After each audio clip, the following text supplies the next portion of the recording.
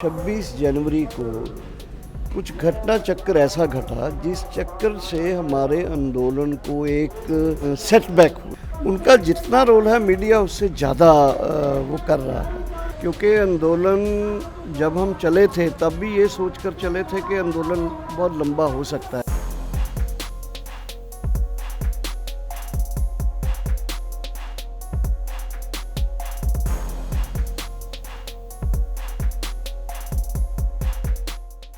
First of all thank you so much sir for joining us. सरकार के साथ जो बातचीत है वो एकदम एक स्टैंड स्टिल पर आ चुकी है और एक बहुत ही बड़े मीडिया के सेक्शन को अगर हम की भाषा में अगर मैं आपको बोलूं तो they saying that this is time up for the protest. अब कुछ दिन में जो आंदोलन है वो ख़त्म हो जाएगा। इस पर आपका क्या कहना है? नहीं, देखिए, मुझे लगता है कि ये एक गलतफहमी है लोगों की, क्योंकि आंदोलन जब हम चले थे तब भी ये सोचकर चले थे कि आंदोलन बहुत लंबा हो सके। अभी काम का थोड़ा हार्वेस्टिंग सीजन होने की वजह से थोड़ा किसान खुद जो है काम में लगेंगे, पर क्या आप नहीं देख रहे हो कि किसानों के साथ साथ दूसरे जो तबके हैं, दूसरे वर्ग हैं, दूसरे सेक्शन ऑफ द सोसाइटी हैं, वो किसानों के साथ आए हैं, आ रहे हैं और बड़े पैमाने पर आएंगे।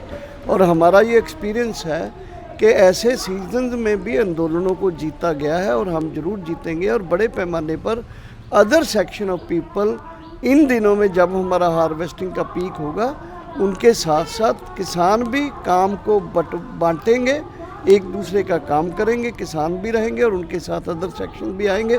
सो किसी को ये गलतफहमी नहीं होना चाहिए कि आंदोलन की समाप्ति है या अंत होने जा रहा है, ये गलत बात है।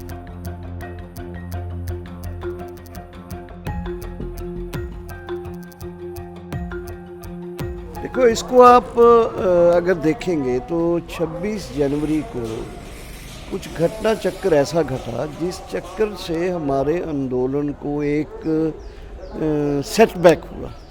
हमें बैकफुट पे गए, हमारे आंदोलन से काफ़ी लोगों को एक निराशा भी हुई। और देश के इस हिस्से में पर्टिकुलरली हम देखते हैं कि हरियाणा, यूपी, उत्तराखंड, बहुत सारे लोगों ने सचमुच में हमारे आंदोलन से थोड़ा किनारा करना शुरू किया।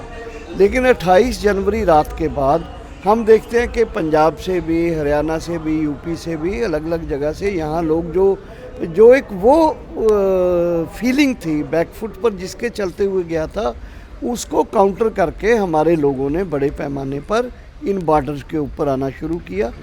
और साथ ही मैं फिर ये कहना चाहता हूँ कि यहाँ का क्राउड कम हुआ है, एक हद तक दिखाई देता है। मैं फिर कहना चाहता हूँ कि ये क्राउड जो है इतना काफ़ी है और इसके साथ जुड़े हुए जो दूसरे तबकों के लोग हैं वो जुड़े हुए हैं। अगर थोड़ा बहुत भी किसी को ये लगा कि आज रात को या कल को या गवर्नमेंट की तरफ से कोई ऐसा एक भी स्टेप अगर उठाने की कोशिश की गई, तो बड़े पैमाने पर लोग जो हैं अपने साथियों के साथ आ जाएंगे और बड़े पैमाने पर एक बड़ा उफान जो है देश के अलग अलग हिस्सों में भी होने की संभावना है। टिकैत जी का जो काम कर रहे हैं और उसको मीडिया जिस तरह से कर रहा है, वो एक मुझे लगता है कि वहाँ एक इरप्रोपोर्शनल चीज़ है।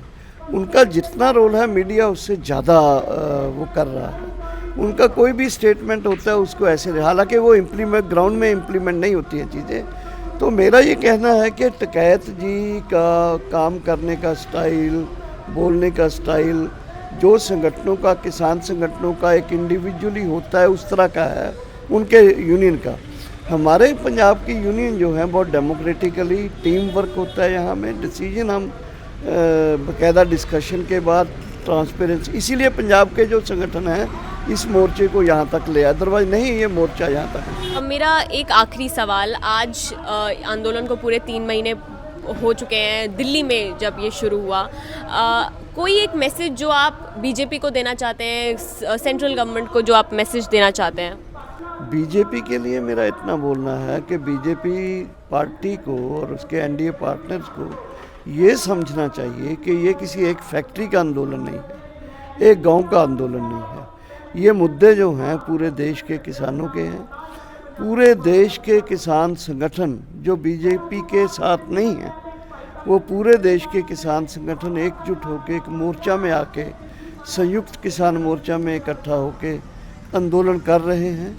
और उन किसानों का जो आज परिस्थिति है, आज नहीं, हिस्ट्री में ऐसा ही रहा है, किसान एक तरह का रीढ़ की हड्डी रहा है पूरे समाज का।